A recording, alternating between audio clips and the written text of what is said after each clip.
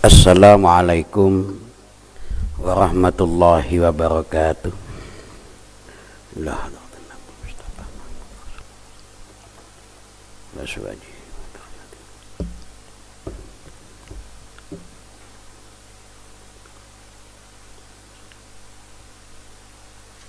Al-Fatihah.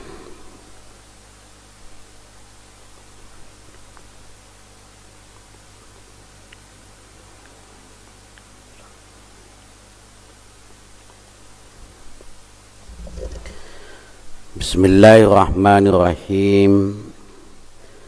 Alhamdulillahi rabbil alamin, wassalatu wassalamu ala sayyidina Muhammadin wa ala alihi wa sahbihi ajmain, amma ba'du.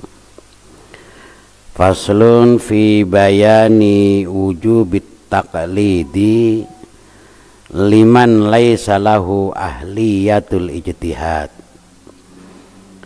Pasal ini menerangkan wajibnya taklid bagi seseorang yang tidak memiliki keahlian ijtihad. Yajibu inda jumhuril ulama il muhaqqiqin. Yajibu wajib inda jumhuril ulama il muhaqqiqin, menurut jumhurul ulama muhaqqiqin yang ahli tahqiq, ala kulli man, terhadap setiap orang, laisa, yang tiada lahu bagi seseorang ahliyatul ijtihadil mutlak, keahlian ijtihad mutlak, wa ingkana, dan walaupun ada seseorang qad hasala, itu sungguh telah menghasilkan ba'dal ulumi, pada sebagian beberapa ilmu, al-mu'tabarati, yang mu'tabar, fil ijtihadi, di dalam ijtihad, wajib taklidu qaulil mujtahidin, mengikuti ungkapan atau pendapat para mujtahid, wal ahdu bi fatwahum, dan mengambil dengan fatwa mereka, liyahruja, agar supaya keluar seseorang an uhdatit taklifi, dari ikatan taklif bitaklidi ayyihim, dengan mengikuti mereka sa'a, yang berkehendak seseorang. Liqaulihi ta'ala, karena ada firman Allah ta'ala, fas'alu ahla dzikri, maka bertanyalah kalian, ahla dzikri, pada ahli ilmu, in kuntum, kalau ada kalian semua, la ta'lamuna, itu tidak mengetahuinya. Fa'aujaba, maka mewajibkan Allah as-su'ala, untuk bertanya, alaman, mewajibkan terhadap seseorang, lam ya'lam, yang tidak mengetahui, dalika, pada yang demikian itu. Wadzalika, adapun bertanya, taklidun, itu adalah taklid atau mengikuti, li'alimin, pada orang yang alim. Wa huwa, adapun firman Allah Ta'ala, amun, itu umum, likullil muhatabina, bagi setiap orang yang dihitopi. Artinya bahwa wajib bagi orang yang tidak memiliki keahlian ijtihad mutlak. Jadi ijtihad mutlak itu adalah ijtihad yang bisa dijadikan panutan dalam bermadhab, ya. Karena ijtihad mutlak itu berarti dia sudah memiliki kemampuan beberapa ilmu yang menjadi sebuah persyaratan daripada ijtihad, sehingga hasil kajiannya, hasil rumusannya maka bisa dijadikan sebuah pedoman dalam menjalankan amaliyah yang diputuskannya. Karena itulah maka orang yang belum memiliki keahlian ijtihad, belum memiliki kemampuan banyak ilmu, maka diwajibkan untuk taklid kepada mereka, mengikuti kepada apa yang telah diputuskan oleh mereka para mujtahid. Wajib mengikuti itu sesuai dengan firman Allah Subhanahu wa taala, yaitu fas'alu ahlad dzikri in kuntum la ta'lamun. Artinya perintah untuk bertanya, berarti bertanya sekaligus mengikuti kepada orang-orang yang punya ilmu ketika kita masih belum mengetahui. Wa yajibu, dan wajib ayyakuna aman fis su'al, dan wajib ayyakuna akan ada firman Allah Ta'ala fas'alu ahlad dzikri in kuntum la ta'lamun, aman itu umum, fis su'ali di dalam bertanya, an kulli ma la ya'lamu atau an kulli ma la yu'lamu, terhadap setiap perkara yang belum diketahui, lil ijma', karena adanya ijma', ala annal amata, bahwa sesungguhnya orang awam, lam tazal itu tidak pernah berhenti, fi zamanis sahabat, di dalam zaman sahabat, wa tabi'in, dan tabi'in, wa kulli hudusil muhalifin, dan setiap munculnya beberapa orang yang berselisih, itu yastaftunal mujtahidin, itu memohon fatwa, mencari fatwa pada orang-orang mujtahid, wayad ba'unahum, dan mereka bertanya, mengikuti kepada mujtahid, fil ahkamis syar'iyyati, di dalam beberapa hukum syariat, wal ulama, dan ulama. Fa innahum, maka sesungguhnya mujtahid dan para ulama, yubadiruna ila ijabati su'alihim, mereka segera untuk memenuhi atau menjawab pertanyaan-pertanyaan orang awam, min ghairi isyaratin ila dzikrid dalil, dengan tanpa memberi isyarah pada menyebutkan sebuah dalil.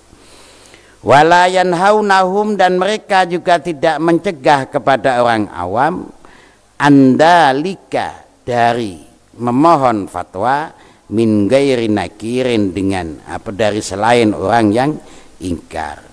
Karena itulah fakana, maka ada jawaban orang alim, ijma'an, itu menjadi ijma', alat tibail ammi, terhadap ikutnya orang yang umum awam, lil mujtahid, kepada mujtahid. Artinya bahwa firman Allah Ta'ala fas'alu ahlad dzikri in kuntum la ta'lamun, itu menjadi umum di dalam bertanya terhadap setiap perkara yang belum diketahui. Jadi apapun yang belum diketahui sesuai dengan perintah Allah itu, maka menjadi wajib untuk bertanya kepada orang yang ahli ilmu. Kenapa? Karena orang-orang awam mulai zaman sahabat sampai zaman tabi'in itu selalu memohon fatwa kepada orang-orang mujtahid dan selalu mengikuti kepada fatwa mujtahid di dalam menjalankan hukum-hukum syariat. Sehingga ulama mujtahid atau para ulama memiliki kewajiban untuk selalu menjawab pertanyaan mereka, walaupun dengan tanpa harus menunjukkan dalil-dalil sebagai jawaban dari pertanyaan itu. Karena itulah maka menjadi sebuah kewajiban secara ijma' bagi orang awam untuk taklid atau ittiba, mengikuti kepada orang-orang yang ahli ijtihad.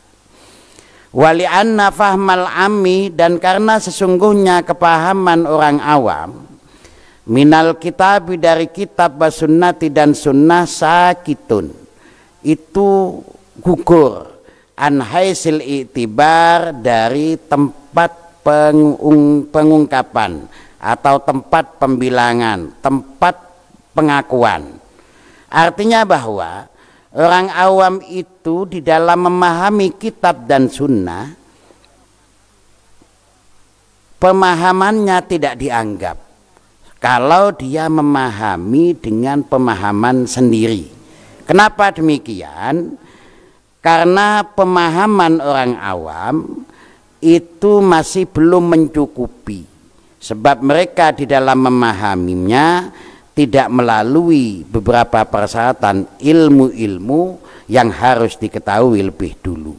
Karena itulah maka orang awam cukup untuk mengikuti pemahaman-pemahaman orang-orang yang alim, yang sudah mumpuni, yang sudah memenuhi persyaratan-persyaratan untuk mengkaji kitab suci Al-Quran dan hadis-hadis Nabi.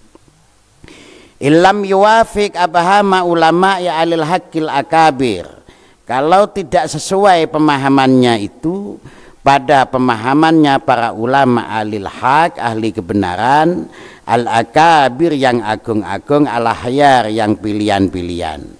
Fa inna kulla mubtadi'in wa dalin, maka sesungguhnya setiap orang yang bikin bid'ah, wa dalin, dan orang yang tersesat, yabhamu, itu memahami, ahkamahu, pada hukum-hukum mereka, al-batilah, yang batal, minal kitab, dari kitab, wa sunnati, dan sunnah, wa yahudu, dan mereka juga mengambil minhuma, dari kitab dan sunnah, tapi wal halu annahu la yukni minal haqqi syai'an, tapi pada kenyataannya mereka orang yang tersesat selalu tidak memenuhi kepada kebenaran sedikit pun.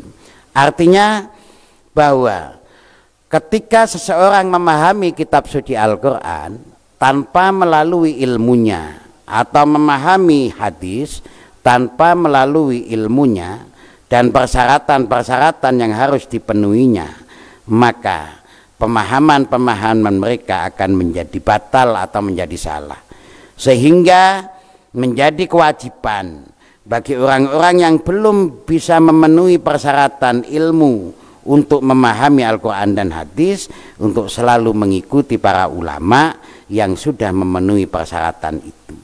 Apalagi di zaman akhir ini banyak sekali orang-orang yang menyampaikan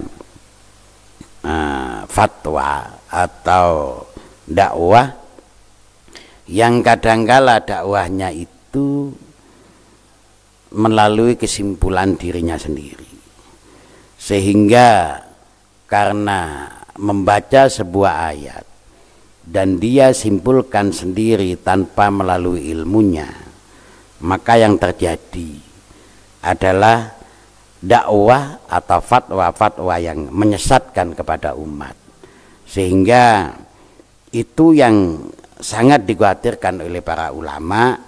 Karena itulah kenapa bermadhab itu menjadi wajib hukumnya, sebab kalau umat ini dibiarkan dengan liar untuk memahami dengan ukuran pola pikir mereka dengan sendirinya tanpa ada batasan-batasan tertentu, maka akan terjadi pemahaman-pemahaman yang keliru, akan terjadi pemahaman-pemahaman yang salah yang dipatwakan kepada orang umum atau kepada masyarakat. Maka itulah ulama merumuskan kenapa kita wajib bermadhab. Itu adalah dalam langkah hati-hati di dalam menjalankan hukum yang telah ditetapkan oleh Allah dan Rasulullah. Wala yajibu, dan tidak wajib alal ami, terhadap orang umum, iltizamu madhabin, menetapi satu madhab, fi kulli hadisatin, di dalam setiap kejadian. Walau iltazama, dan kalau menetapi seseorang madhaban muayyanan pada satu madhab yang nyata, kamadhab Syafi'i, seperti madhabnya Imam Syafi'i rahimahullah ta'ala, la yajibu, maka tidak wajib alaihi, terhadap dia, al istimrar, untuk selalu menetapi madhab itu. Artinya begini, selalu mengikuti dalam satu madhab dalam setiap peristiwa itu hukumnya tidak wajib, sehingga ada kebijakan dalam tata cara amaliyah hukum itu untuk intikal madhab. Suatu contoh, sebagaimana banyak sekali kan, terutama ketika menjalankan haji dan lain sebagainya, banyak pendapat-pendapat yang dari Syafi'i itu kadangkala tidak diketemukan, bahkan tidak mungkin untuk mampu dilaksanakan, sehingga harus berpindah madhab. Oleh karena itulah maka tidak wajib harus menetapi satu madhab itu. Bal yajuzu, bahkan boleh lahu bagi seseorang, al intikalu, pindah, ila madhabi gairihi, kepada madhab selain Syafi'i.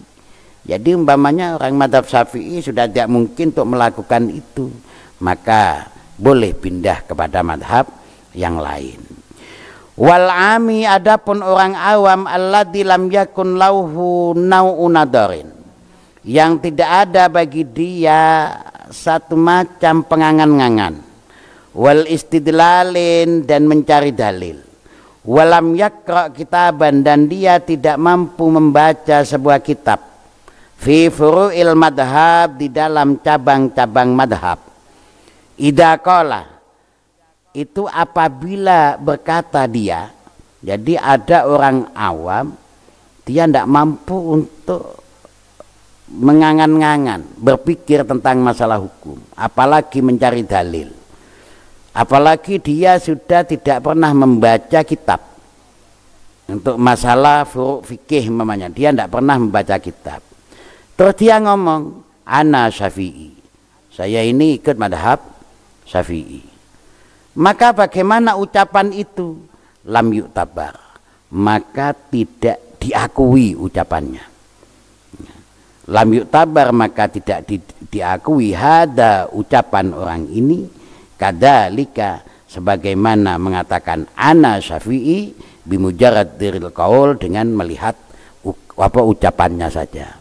Jadi ada orang yang orang awam, dia tidak mampu untuk belajar umpamanya, dia tidak mampu untuk memahami, dia tidak mampu untuk membaca kitab, terus dia mengatakan bahwa ana Syafi'i, maka ucapan itu tidak dianggap.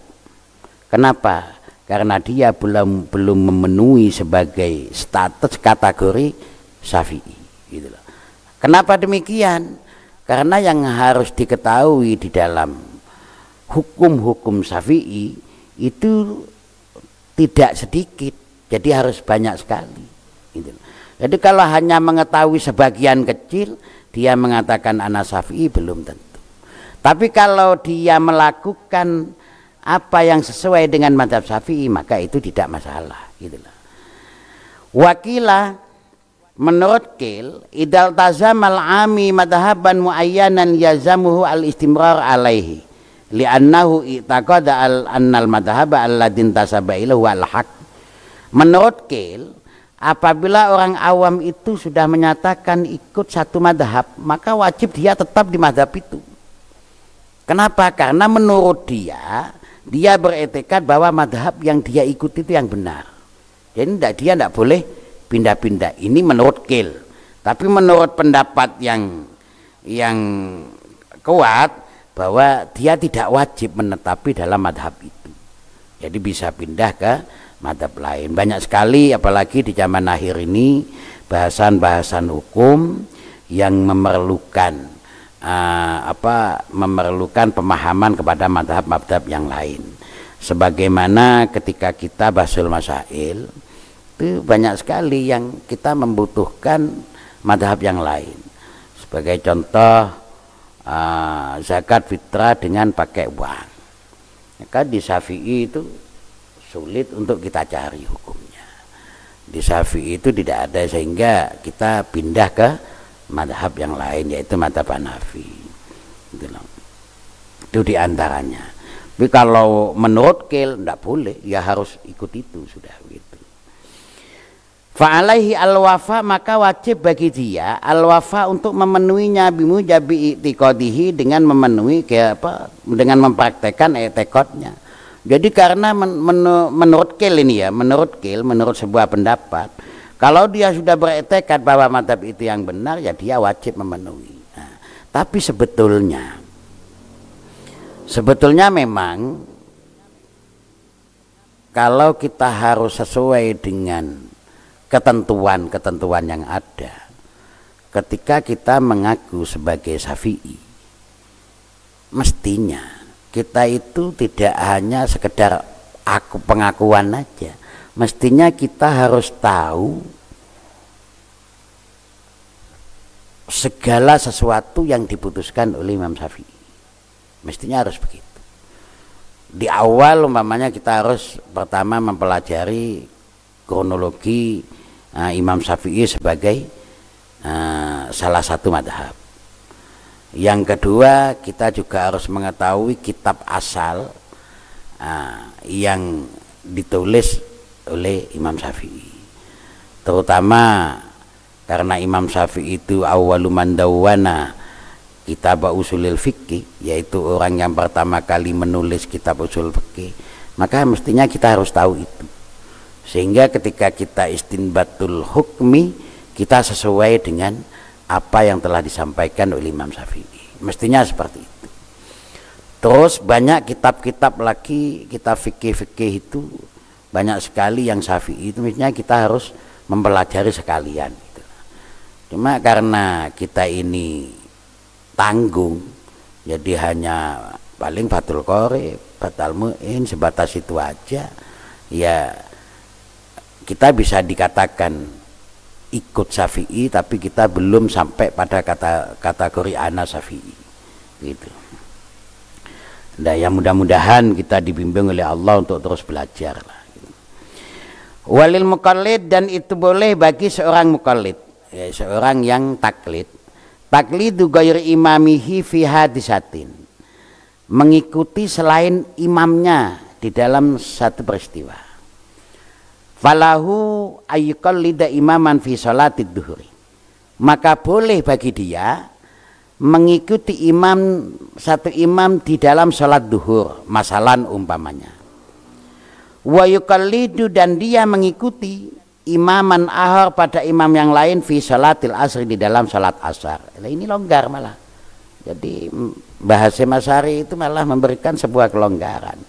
Artinya katanya Mbah Hasyim, orang yang taklid itu ya boleh sholat duhur ikut Syafi'i, nanti sholat asarnya ikut Maliki imamnya, atau sholat duhur ikut imam ini, sholat asarnya ikut imam ini. Itu tidak apa-apa. Ini malah longgar kalau di sini gitu loh.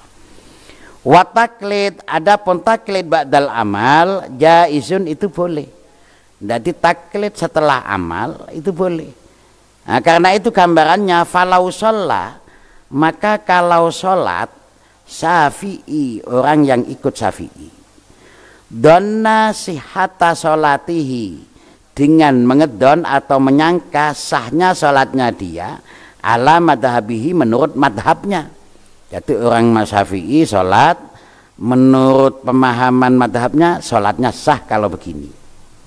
Tapi ternyata summa tabayana, kemudian menjadi jelas butlanuha, batalnya sholatnya dia, fi madhabihi, di madhabnya yang dia ikuti.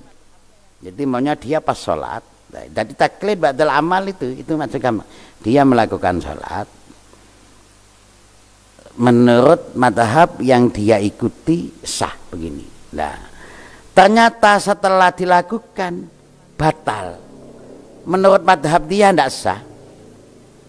Wasihatiha, dan sahnya sholat ala madhabi gairihi, tapi menurut madhab selain yang dia ikuti sah. Maka bagaimana kalau begitu? Falahu takliduhu, maka boleh dia taklid kepada yang lain. Jadi pas pelaksanaan. Jadi setelah ngamalkan, ternyata loh, menurut madhab saya kok tidak sah, boleh dia ikut ke madhab yang lain. Wa yaktafi, dan cukup dia bitilka sholat, dengan sholat yang dia telah melakukannya. Artinya di sini kesimpulan daripada pasal ini, pertama, wajib bagi kita sebagai orang yang belum mumpuni di dalam memahami ilmu agama untuk mengikuti kaul para mujtahid.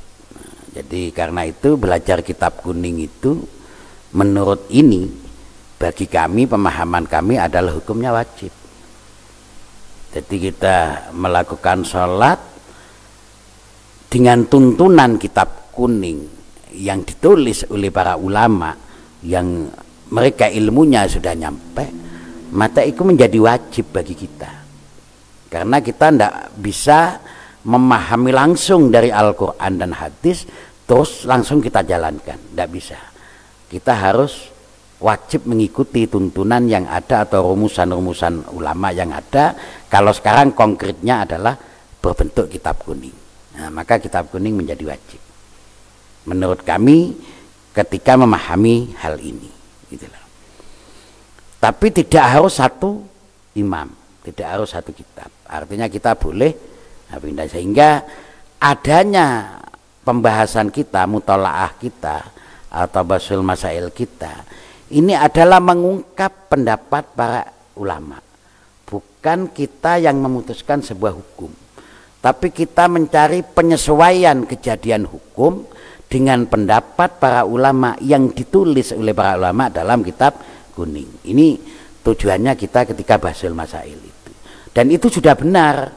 Artinya langkah-langkah itu sudah benar ketika kita kembali kepada masalah ini, karena kembali kepada kitab kuning itu, kembali kepada pendapat ulama yang tertulis dalam kitab kuning itu menjadi kewajiban bagi kita yang kita ini jauh dari pemahaman-pemahaman para ulama. Itu yang pertama. Yang kedua adalah ketika seseorang mengikuti satu madhab, maka tidak wajib dia harus tetap di madhab itu. Artinya dia masih boleh intiqalul madhab, tapi dengan ketetapan-ketetapan yang sudah ditetapkan dalam kitab-kitab kuning itu. Artinya tidak serta-merta kita dalam sehari pindah-pindah madhab, tidak bisa begitu. Jadi sekarang Syafi'i, nanti malam Maliki, besok subuh Hanafi, tidak bisa begitu. Artinya tetap ada beberapa ketentuan yang harus kita penuhi, yang harus kita taati di dalam pindah madhab itu. Di dalam kitab Fathul Mu'in itu diterangkan di bab-bab qadiyat itu, di belakang itu diterangkan. Artinya bagaimana cara kita memilih. Pertama adalah ketepatan imam ini dan ini, imam ini dan ini, dan seterusnya. Di sana ada beberapa ketentuan yang bisa kita jadikan sebuah pedoman. Yang ketiga, bahwa bagi seorang mukallid itu boleh mengikuti kepada selain imam yang dia ikuti selama ini. Intinya pindah pendapat itu tidak masalah. Ini menunjukkan bahwa ikhtilaful ulama menjadi rahmat. Jadi perbedaan para ulama menjadi rahmat karena kita bisa ikut kepada pendapat mana yang kita mampu untuk mengikutinya. Jadi tidak saklek. Itulah enaknya hukum fikih. Dengan demikian maka rumusan-rumusan fikih yang ada itu di semua kitab fikih itu pasti ada yang mutafak dan pasti ada yang muhtalaf, dan pasti ada yang bisa iktibar bi mizanil ahkam. Artinya kita bisa mempertimbangkan di mana kita harus ikut pada saat seperti ini. Artinya bisa memilih. Itu kebijakan-kebijakan yang ada dalam rumusan-rumusan para ulama. Nah, faslun fi luzumil ihtiyat fi ahdiddin wa ahdil ilmi. Pasal ini menerangkan wajibnya hati-hati di dalam mengambil agama, wa ahdil ilmi, dan mengambil ilmu, wal indar, dan peringatan an fitnati ahlil bidah, terhadap fitnahnya ahli bid'ah wal munafikin dan orang-orang munafik, wal aimmatil mudillin dan beberapa imam yang tersesat. Nah, ini yang sangat penting untuk di zaman akhir, yang ini yang sangat penting. Pertama, yalzamu wajib al-ihtiyat, hati-hati fi ahdil ilmi, di dalam mengambil ilmu. Fala yahudu, maka jangan mengambil seseorang an ghairi ahlihi, dari selain ahlinya. Nah, ini yang penting. Apalagi di Mbah Google, ini kan kita tidak tahu siapa itu yang menulis di sana. Maka kita berguru kepada Mbah Google yang tidak jelas itu sebuah kesalahan awal. Nah, dengan demikian maka kehati-hatian di dalam mengambil ilmu itu penting. Artinya apalagi kita punya sanad itu malah lebih bagus. Rawa meriwayatkan Ibnu Asakir anil Imamil Malik radhiyallahu anhu.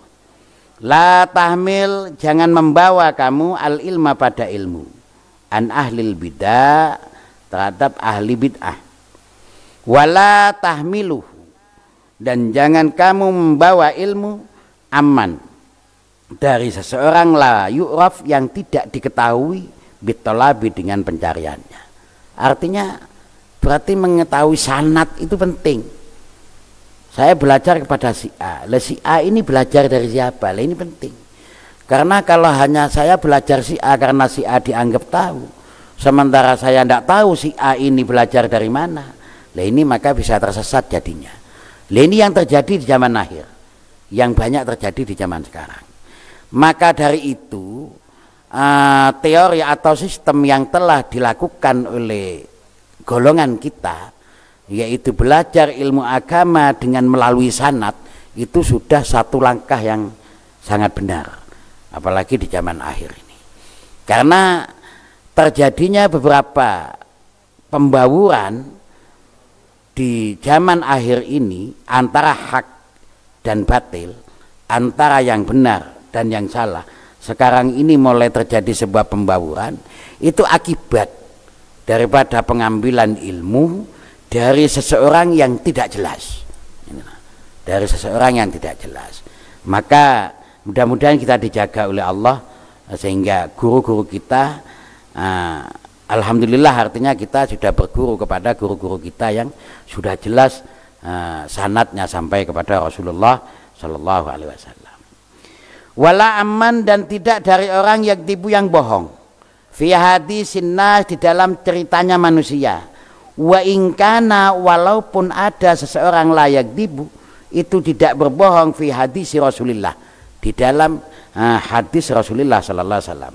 Jadi ada seseorang itu biasanya di dalam menceritakan hadisnya benar, cuma di dalam mengembangkan pemahaman hadis, mengambil dari orang lain, ini kadang bohong. Gitu loh. Contohnya begini, kamu belajar dari mana hadis ini? Oh, saya belajar dari si A, padahal enggak. Cuma dia lihat ada buku tulisan hadis, dia ambil hadis itu. Setelah ditanya dia ngaku, oh saya belajar dari si A, padahal enggak. Ini namanya bohong, menceritakan seseorang yang dia jadikan guru, walaupun tidak bohong dalam masalah hadisnya. Walaupun tidak bohong dalam masalah hadisnya, karena ya kalau hadisnya benar, cuma pemahaman dia yang tanpa guru itu yang dikhawatirkan. Karena itu adanya guru yang jelas itu menjadi sangat penting sekali. Warawa, dan meriwayatkan Ibnu Sirin rahimahullah, hadal ilmu dinun, ilmu ini adalah agama. Karena ilmu ini agama, fanduru, maka lihatlah, maka melihatlah kalian semua. Aman dari siapa ta'huduna, kalian mengambil dinakum, pada agama kalian. Karena ilmu itu agama, maka ketika kita belajar ilmu itu harus jelas dari siapa kamu mengambil ilmu itu. Karena itu penting sekali kita menyambungkan sanad kepada seorang guru. Warawa ad-Dailami, dan meriwayatkan Imam ad-Dailami an Ibni Umar radhiyallahu anhuma marfu'an, dengan keadaan hadis marfu, al ilmu dinun, adapun ilmu itu agama, wassalatu dinun, dan adapun salat itu adalah agama. Fanduru amman ta'uduna hadal ilma. Maka lihatlah kalian dari siapa kalian mengambil ilmu ini. Jadi harus tahu jelas orangnya. Wa kaifa tusalluna hadhihi shalah, dan bagaimana kalian salat melakukan salat ini.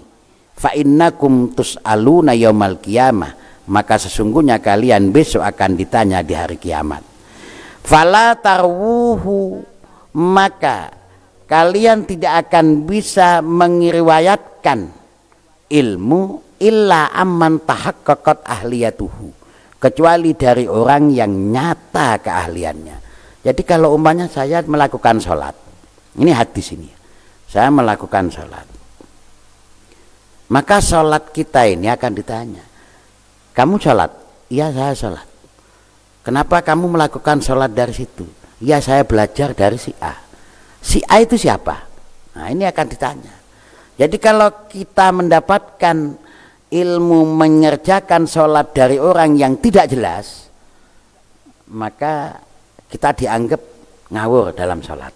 Itulah, dianggap ngawur. Karena itu penting pernyataan guru, mentahqiq guru itu penting sekali. Bi ayyakuna, dengan akan ada seorang minal uduli dari golongan yang adil, as-siqati yang terpercaya, al-mutqinina yang yakin, yang kokoh atau yang dikuatkan, diyakini. Nah, atau mutqin gitu aja, yang mutqin. Al-mutqinina yang mutqin.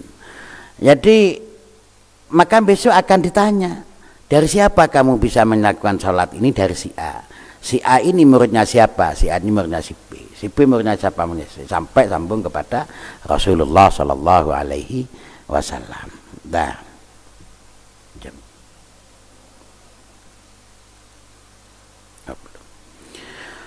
Warawa, dan meriwayatkan Muslimun, Imam Muslim fi sahihi, di dalam kitab sahihnya, anna Rasulullah, sesungguhnya Rasulullah Sallallahu Alaihi Wasallam, qala, itu bersabda Rasulullah, saya kunu akan ada fi akhiri ummati, di akhir umatku, unasun, beberapa manusia, yuhaddisunakum, yang akan menceritakan kepada kalian, ma, pada sesuatu, lam tasma'u, yang kalian tidak pernah mendengar, antum, ya kalian, wala abaukum, dan juga leluhur kalian atau leluhur kalian. Fa iyyakum, maka takutlah kalian, wa iyyahum, dan takutlah pada mereka. Artinya begini,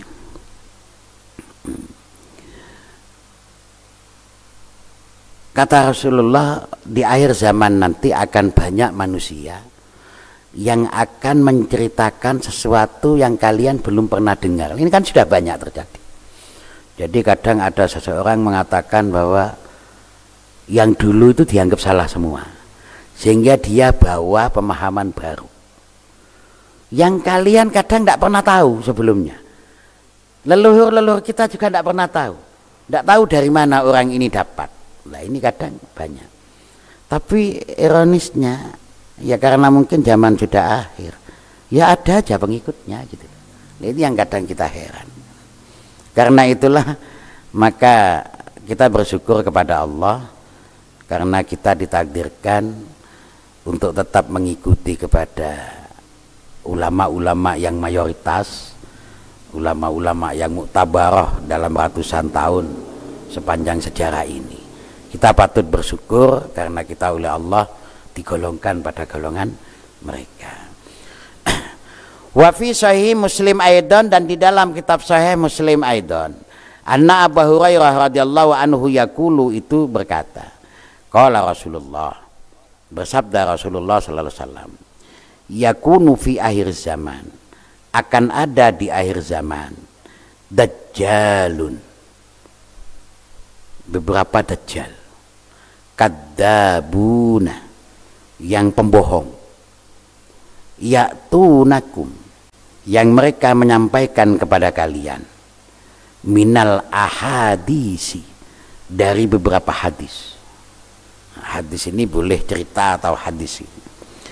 Bima dengan sesuatu lam tasma'u, yang kalian tidak pernah mendengar, antum wala abaukum, kalian dan juga leluhur kalian. Kalau sudah begitu, fa iyyakum, maka takutlah kalian, wa iyyahum, dan takutlah kalian pada mereka. La yasilunakum, la yudillunakum, jangan sampai mereka menyesatkan kalian.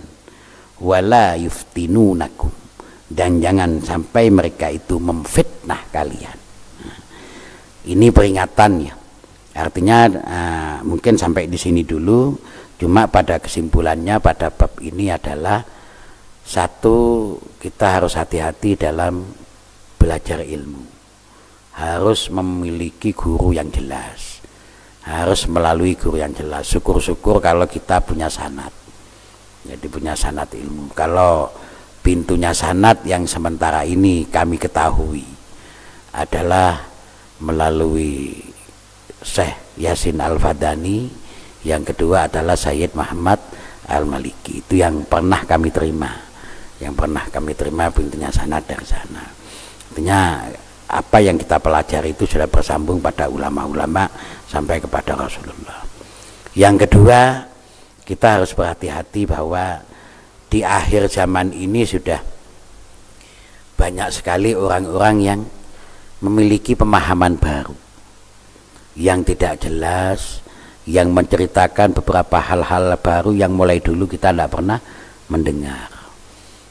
Bahkan mereka menganggap yang paling benar, dan mereka menganggap apa yang kita lakukan sejak dulu itu adalah salah. Itu memang sudah sesuai dengan zamannya. Berarti sekarang ini sudah akhir zaman. Dengan demikian maka kita berdoa kepada Allah Subhanahu wa taala, mudah-mudahan kita diselamatkan oleh Allah Subhanahu wa taala. Mudah-mudahan kita ini dibimbing oleh Allah sehingga kita diberitahu yang benar dan ditakdirkan mampu untuk mengikuti yang benar itu, dan juga diberitahu yang batil sehingga kita juga ditakdirkan untuk mampu menjauhi yang batil itu. Arinal haqqa haqqan warzuqna ittiba'ah wa arinal batila batilan warzuqna tinabah. Wallahul muwaffiq ila aqwamit thariq. Wassalamualaikum warahmatullahi wabarakatuh.